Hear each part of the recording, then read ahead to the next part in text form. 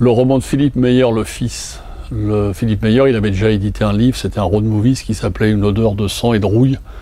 Et là, le fils, c'est toute l'histoire en fait de l'Amérique depuis la bataille de Little Big Horn, la fameuse bataille de Custer où Custer a perdu la vie. Ça commence comme un western, puisqu'effectivement, on est en 1865, hein, et en fait, c'est une grande saga qui va se dérouler jusqu'à nos jours, avec toute l'histoire d'une famille et toutes les générations qui s'enchaînent. C'est un bouquin absolument superbe.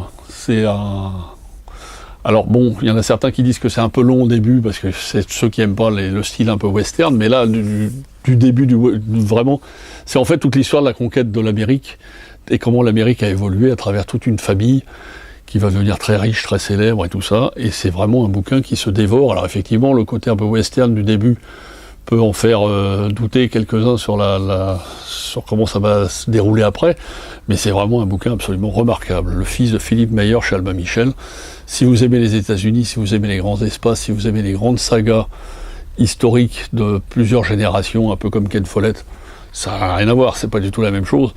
C'est plus littéraire, et ça raconte vraiment toute l'histoire des États-Unis à travers le destin d'une famille sur 3 générations. C'est un petit chef-d'œuvre, avec toujours en filigrane comment le grand-père, l'arrière-grand-père est arrivé, comment la bataille de Little Big Horn il est arrivé.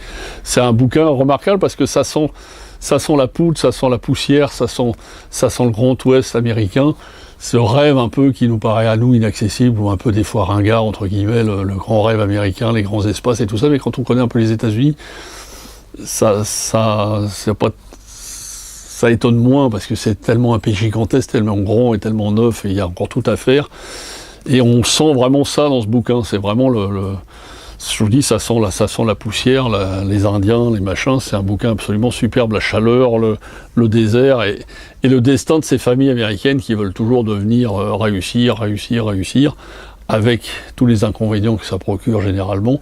Mais c'est un bouquin assez fascinant. Le fils de Philippe Meyer chez Albin Michel, dans la grande collection des Terres d'Amérique de Francis Geffard.